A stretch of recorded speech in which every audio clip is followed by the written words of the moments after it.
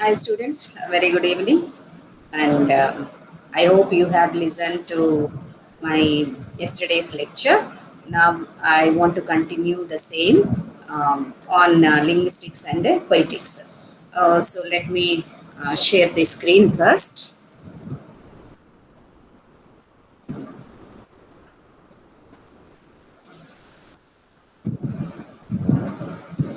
Yeah, actually, yesterday we have seen how um, mm, um, Jacobson was presenting linguistics, poetics as a part of linguistics, and also he has mentioned six, constitutive factors of speech event. And in the following paragraphs, actually, he says that all these six factors correspond to the six functions of language.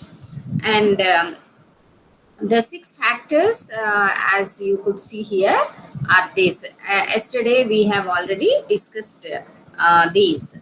So, addresser, who is nothing but a speaker, and then addressee is the listener, and then context is actually whatever without a context, actually referring to whom or referring to something or some event, we won't talk. So that is the context. And then the contact is the what do you say, channel. Okay, whether they are talking personally, no, person to person, or mobile or something like that, or a lecture which is delivered to a group, etc. So, and then message is actually what is delivered, and the code is language, as I told you. Okay, so according to Jacobson, these six factors actually correspond to six functions of language. So these are the addresser. He says that emotive or expressive. Okay, addresser will be when he is communicating something, um, will be performing the emotive or expressive function of language. And and addressee, when he is listening to something, will be performing the cognitive function. So likewise, I have given you the list. So these are according to Jacobson, the six factors and six functions of language corresponding to each one. And Jacobson, actually, no, let me stop this and let me go to the text actually.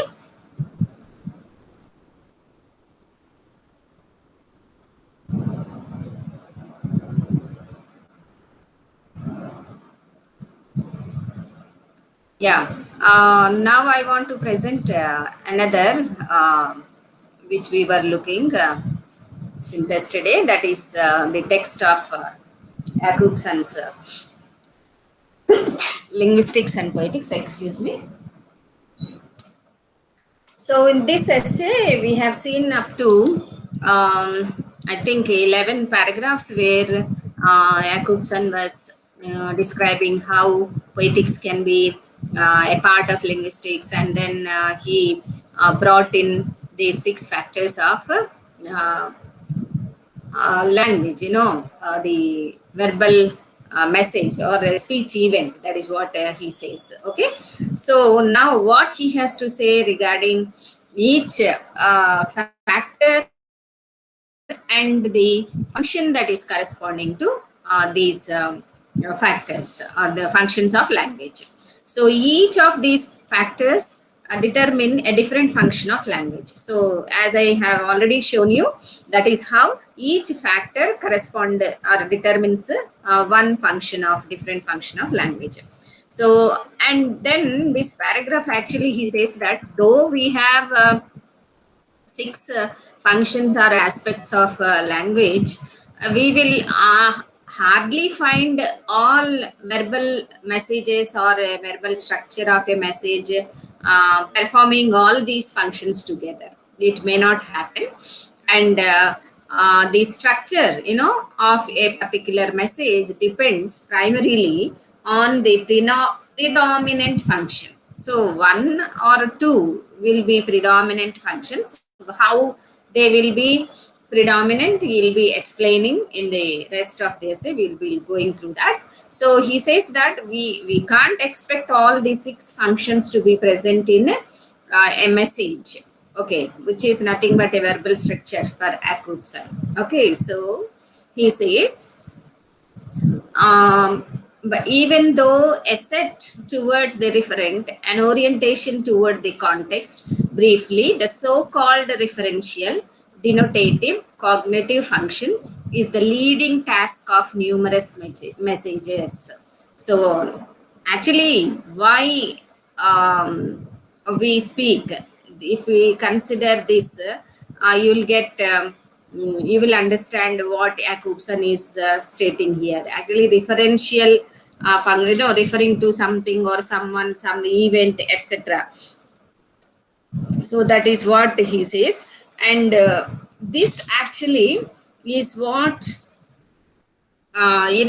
is the primary function in many of the messages. So, the accessory participation of the other functions in such messages must be taken into account by the observant linguist. So, only referential function, that means that is corresponding to the context, and the context in which we are speaking a particular what do you call um, a message, which is nothing but a verbal structure. So most of the times referential function is very predominant in almost all verbal messages. And then he is saying that Jacobson says that accessory participation of other functions. So along with referential function, accessory, the accessories means not necessary, you know that, okay. So accessory participation of other functions in such messages should be taken account by the observant linguists. Should also consider, along with the predominant function, the accessory function, other function also. So then, after stating that though we have six functions of language, all functions will not be present in any single verbal message or verbal structure of a message. So most of the time we find the occurrence of referential function, which is corresponding to the factor of context, in which context we are talking, etc. So stating this, he moves on to the emotive function. So the word itself is very self-revealing, the meaning, emotive, emotions. So mixed with the emotions. Actually, when the addresser wants to state something, wants to say something, natural, it is very natural that the emotion of the speaker or addresser will get carried in that message. So that is what Jacobson is stating. But previously we have seen that Martin used, and also here he gives the example of Esparta, where he says that these linguists have tried to remove the emotive or emotional aspect of a message, stating that they are not linguistic features in a message. But here, if we read this paragraph and coming one or let me just check, coming yeah, this paragraph and the second paragraph, you will understand how Jacobson is trying to establish that emotive aspect is also one of the important aspect in a verbal message. So this actually, the so-called emotive or expressive. So of course when the speaker wants to speak, naturally he wants to state something, he wants to express something. This is what is expressive. So emotive or expressive function focused on the addresser, as we have already seen. It aims at a direct expression of the speaker's attitude towards what he is speaking about. So now, naturally, the speaker, the emotive function aims at what the speaker is speaking about. And then it tends to produce an impression of a certain emotion. So, whenever the addresser is addressing something, naturally the emotion gets mixed with that. And here Jacobson says that emotion may be either true or feigned. We need not consider that the emotion is real or not, etc. This is not because that is a different factor. But some emotion is will certainly be carried in the what do you say, expression of the addresser or speaker. So this is what Jacobson says. And further in this paragraph, what he says is most of the times these emotive indications or expressions are actually produced with the in the form of interjections. Okay, interjections are not simply what you call just expressions, but they also communicate something to the other person. So use of interjections is what sometimes brings okay, the emotive function into the language, into the verbal structure or a particular verbal message. Okay, and then he says that it is actually sometimes he gives the example of short vowel and big vowel here in this paragraph, wherein he gives the example with the Czech language as well as English language also, wherein if you pronounce the E, the vowel E, okay, if you say big and then big, so there is a difference. So in the utterance, it is not simply the what you call a phoneme, the variant of a phoneme, actually, because this is the short and long vowels, pronunciation of short and long vowels. But if you take the variant of Czech language, which he gives as, we means you, and then if we say we, it means no, nose. But here in the Czech language, it is only phonemic, and the information is phonemic. But in English pair, that is big and big, it is emotive. So if you want to say something is very, very big, you may say it's so big, okay, or it's big. Then like that. So emotion is being carried out in the differentiation of the vowels or phoneme variants, invariants, etc. So this is how he says that sometimes in the phoneme variants also create or bring a kind of emotive flavor to the message that is being delivered. So we cannot, according to Jacobson, he says that when a verbal structure or a verbal message is being expressed, this is also called, remember, expressive function. So is being expressed. Jacobson says that either true or feigned emotion will be carried through the verbal structure or message. So in the next paragraph, he gives one example of how the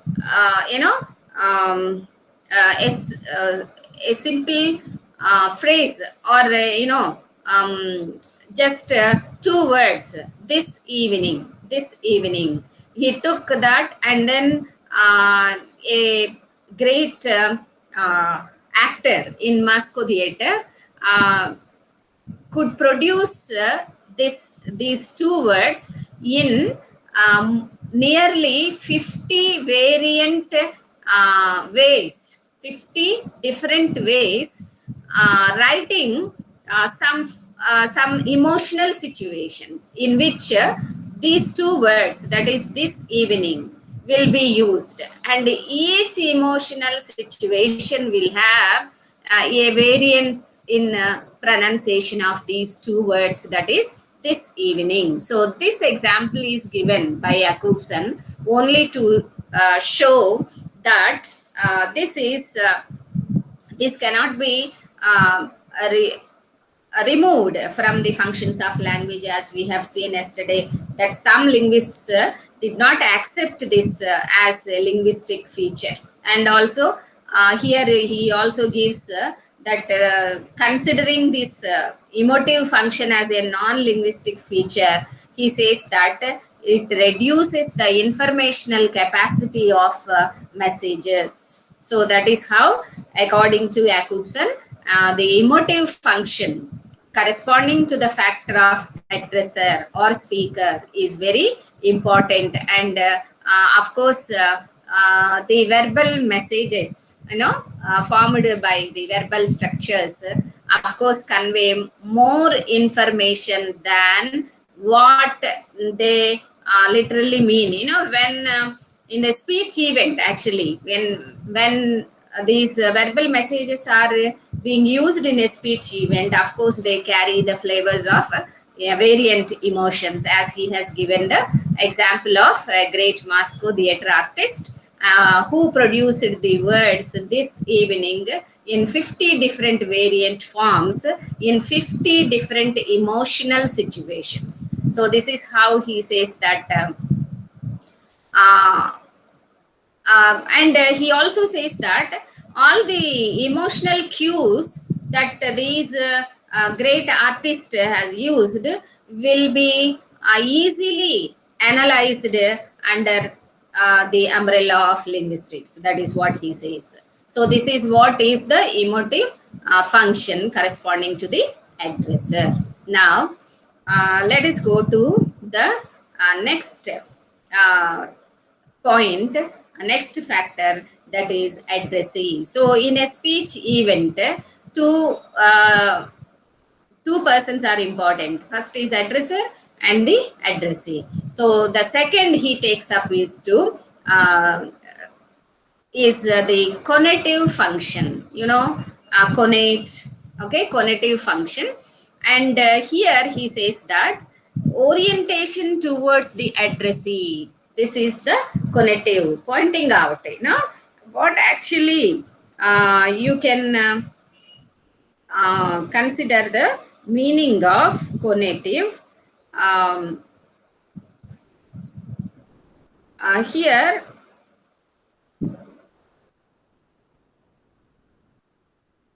cognitive is an inclination to act purposefully or impulse, or it is the when you speak, the listener should have an inclination to listen. So that is what is the cognitive function. And now he says that cognitive function finds its purest grammatical expression in the vocative and imperative.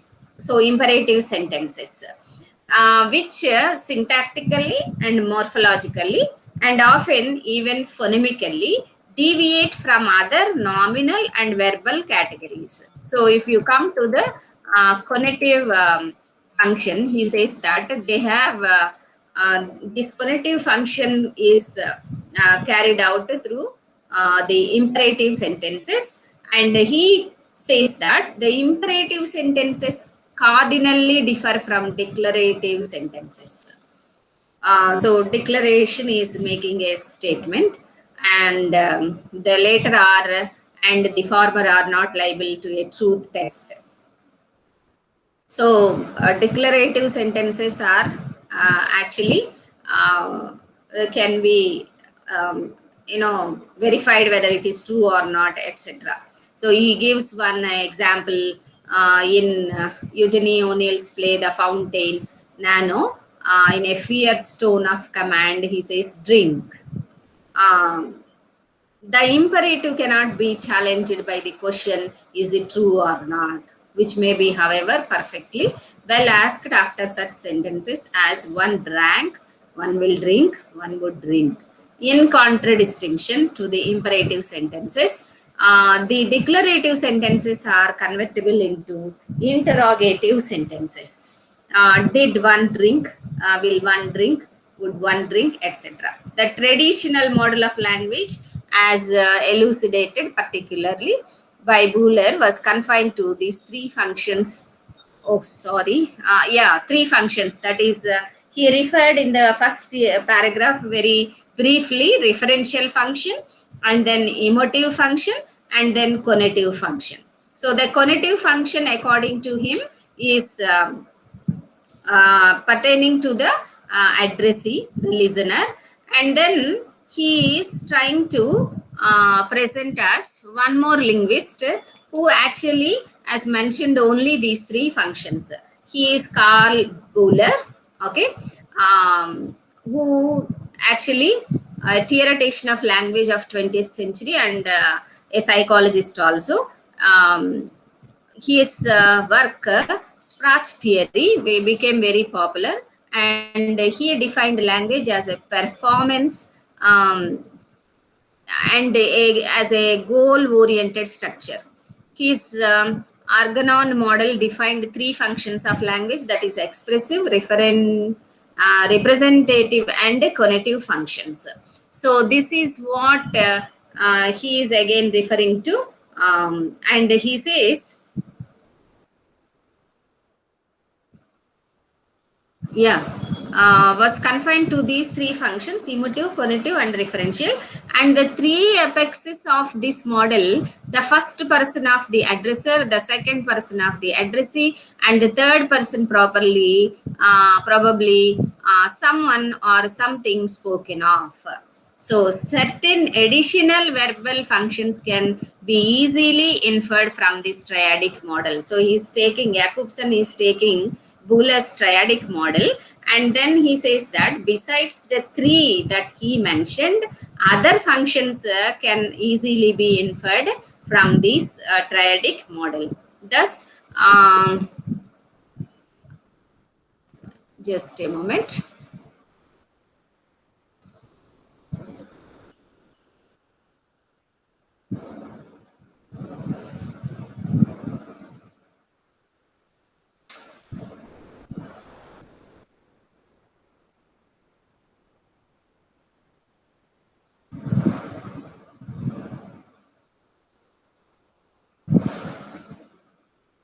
Yeah. So, what other functions that he is trying to present in the next paragraph? Let us see. There are messages primarily serving to establish, to prolong, or to discontinue communication.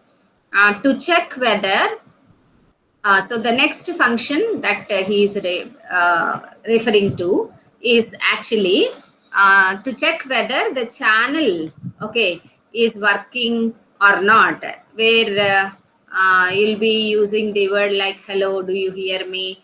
You please pay attention. Am I audible? Etc. So this actually Jacobson is referring to as phatic function, which is pertaining to the contact, that is the channel. So I told you, no, actually, so to attract the attention of the interlocutor or to confirm his continued attention, we will keep on asking, are you listening, etc. So in Shakespearean diction, he says, "Lend me your ears." It is very archaic, where, of course, we may not be using in what you call day-to-day communication. And this is this set for contact, or in Malinowski's terms, phatic function. So it he says the next function is phatic function regarding the channel, and he actually says that this is displayed by a profuse exchange of ritualized formulas by entire dialogues with the mere purport of prolonging communication. So of course he gives some examples. She said, aren't we? So some tags, we of course keep on using to continue to check the communication, okay, whether the information is being received or not, etc. So in the next, after the fatigue, this means fourth function, we have the meta language, that is a metalingual function. So he says that code using the code is nothing but a language, but how we use it, okay. He says that when we use the code, we are actually um, using the metalingual function without knowing that. We actually, a distinction has been made in with modern logic between two levels of language, that is object language, that is speaking about objects, and then meta language, that is speaking of language. So he says that meta language need not be only in logic or in philosophies, or only, it is not that only linguists or philosophers use that, but without knowing, we also use this meta language, which refers to the metalingual function of language. So in everyday language also, according to Jacobson, this of course occurs. So how he actually gives the example like this: whenever the addresser and or the addressee need to check up whether they use the same code, speech is focused on the code. It performs a metalingual, that is glossing function. So he says that whenever the addresser checks whether the addressee knows his language, or when the addressee says that what you are speaking, I'm not able to understand, etc. Of course, Jacobson says that it is a metalingual function. I don't follow you. What do you mean? Asks the addressee. Or in Shakespearean's diction, he says, what is it thou sayest? And the addresser, in anticipation of such recapturing question, inquires, do you know what I mean? Okay, so when the addresser is asking like that, Jacobson is saying that this is nothing but the meta lingual function. So now he is saying that five functions he has already mentioned. So that is referential, emotive, then conative, then phatic, and metalingual.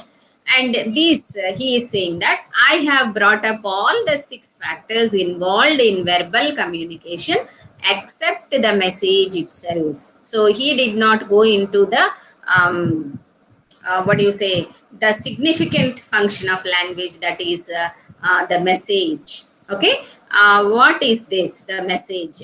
Okay, where in the factors, what are the factors relating to message, actually is he says the message has a poetic function. Okay, he corresponds this message to the poetic function. Then he is saying that the set towards the message as such focus on the message for its just excuse me, my laptop is, charge is getting down.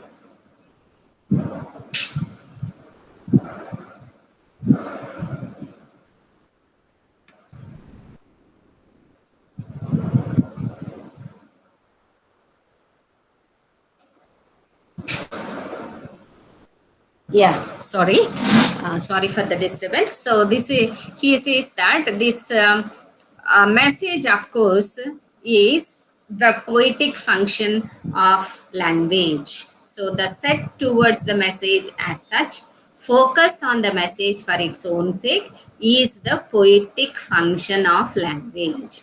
So if someone is trying to focus on the message of the language, it is nothing but the poetic function according to Jacobson. This function cannot be productively studied out of touch with the general problems of language. Now, before he goes into defining the poetic function as such, or explaining the poetic function as such, he says that before going into that, we have to know some general problems of language. And on the other hand, the scrutiny of language requires a thorough consideration of its poetic function. So the scrutiny of language requires a thorough scrutiny of its poetic function.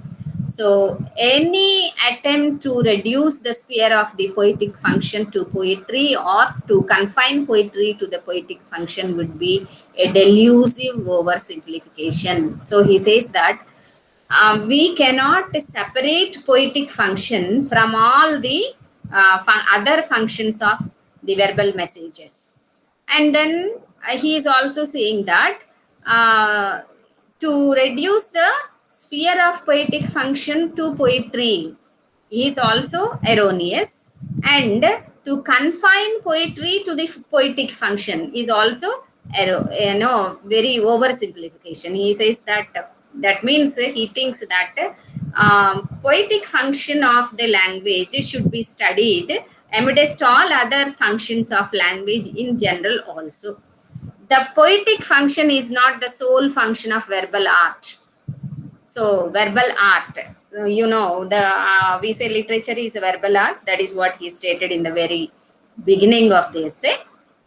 So he says but the poetic function is not the sole, the only function of the verbal art, but only its dominant determining function. So, as in the very beginning of his explanation of various functions, and corresponding to various factors, he stated there that no verbal structure will have all the functions, but they will have some uh, predominant and what do you say, accessory functions. So that is what he is again referring to. So poetic function is not the sole function of verbal art. Verbal art will be having some other function also, but he says it is the only dominant determining function. Whereas in all other verbal activities, it acts as a subsidiary accessory constituent. So don't think that this poetic function of language is only available in literature or poems or the verbal art. In all other activities also, it is present in a very accessory manner or subsidiary manner.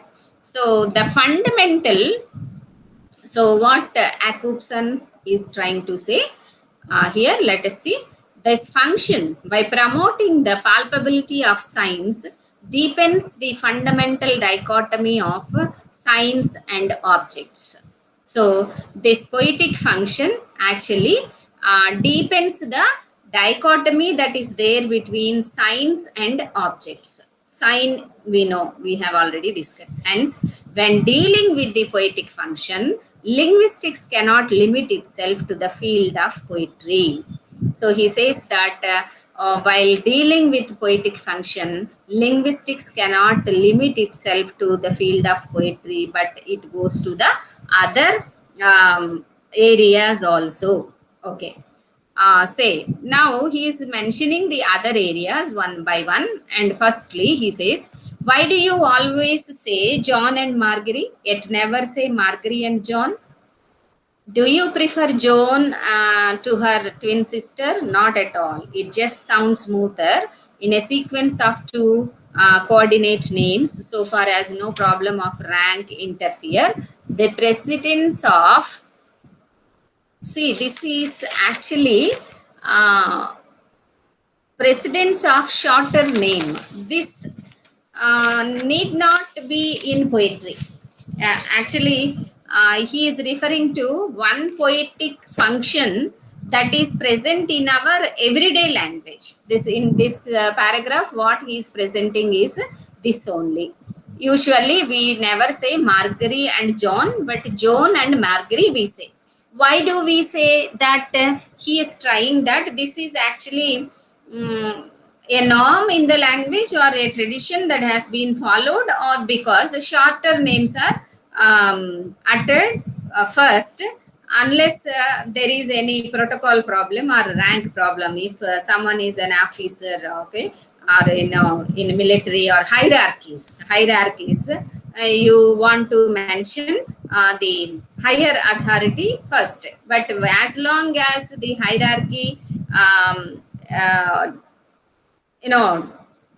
does not intervene, and rank problem comes there, we always tend to use the shorter name first and the longer name next. So this is actually a kind of poetic function that is present in the verbal messages of day to day. So actually this is one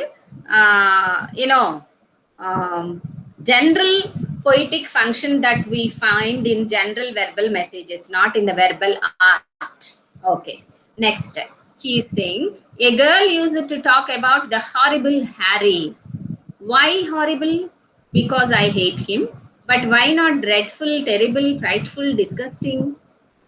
I don't know why, but horrible fits him better. Without realizing it, she clung to the poetic device of paranomasia. So, actually, um, when you say this Harry, in front of Harry, we always use horrible, but not dreadful, terrible, frightful. Though it means the same. Why are we using like that? Why are we using horrible only? And he says that in general day-to-day communication also, people tend to enter into some poetic devices. Here he has taken um, the device of paranomasia, where the term in traditional rhetoric for playing on words with similar sounds. This is paranomasia is a term for playing on words with similar sounds. Ha. So horrible, Harry. Horrible, Harry. So because of similar sounds we tend to use it. But we never consider that this is a poetic function. So he is trying to bring out this. It is kind of rhetoric also. And rhetoric plays a important role in selection of words. Okay. So like in the next context, another example he is going to give is the political slogan, I like Ike. Succinctly structured, consists of 3 monosyllables and counts 3 diphthongs. I like Ike. I is pronounced 3 times, each of them symmetrically followed by one consonantal phoneme, that is I. Okay, like Ike. So the makeup of the 3 words presents a variation. No consonantal phonemes in the first word, 2 around the diphthong in the second, and 1 final consonant in the third. A similar dominant nucleus I was noticed by Hymes in some of the sonnets of Keats.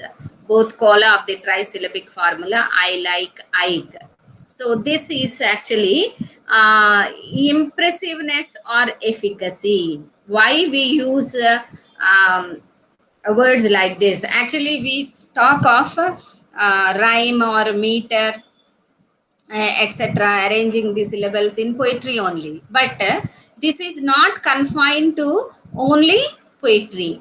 So, actually, in politics also, in everyday speech also, we can find, as Jakobson is mentioning, the poetic function. So, as he stated in the previous paragraph, he is trying to present that poetic function is not the sole function of verbal art, and he is also saying that we cannot reduce the sphere of poetic function to poetry alone, and also um, the poetic function can be noticed in other. So we cannot isolate the poetic function of language.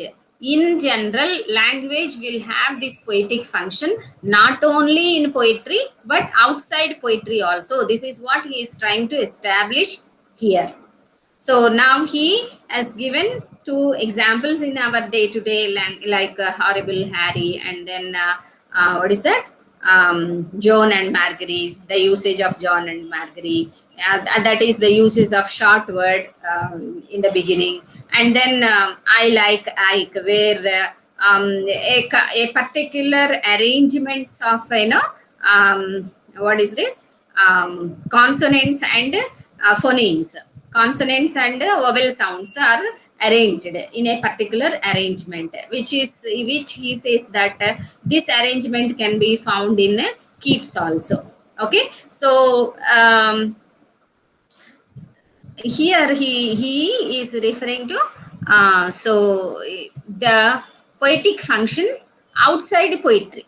So as I said, the linguistic study of the poetic function must overstep the limits of poetry. So he says that when we want to study the poetic function in linguistics, of course it crosses the limits of poetry, and on the other hand, the linguistic scrutiny of poetry cannot limit itself to the poetic function.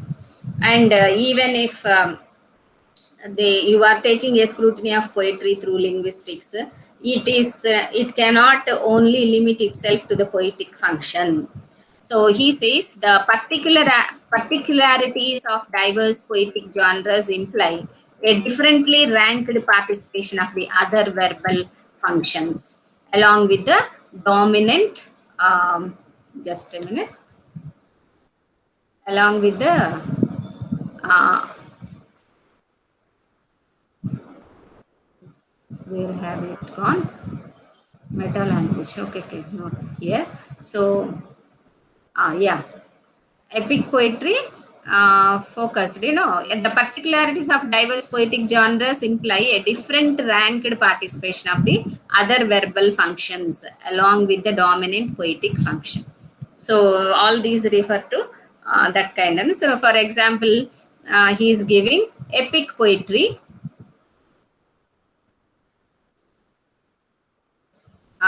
Epic poetry focused on the third person strongly involves the referential functions.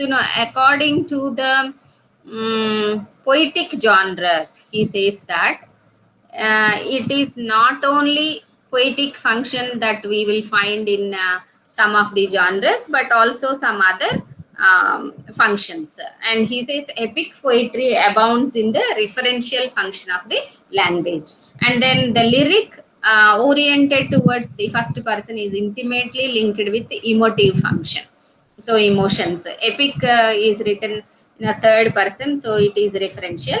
Lyric is written in the first person, so it is emotive. Poetry of the second person is imbued with conative function. If someone writes with you, this is a conative function, and is either supplicatory or exhortative, depending on whether the first person is subordinated to the second one or the second to the first. So depending on the genres, Cookson says that uh, we can find that along with poetic function in poetry, poetic function of language in poetry, other functions also reign supreme. So this is how he concludes that poetic function of language is not confined to poetry alone. And when we are analyzing the poetry for finding out poetic function, we should try to find other functions of language also in from the point of from the perspective of linguistics. So this is what I have today to share. We will continue in the next class.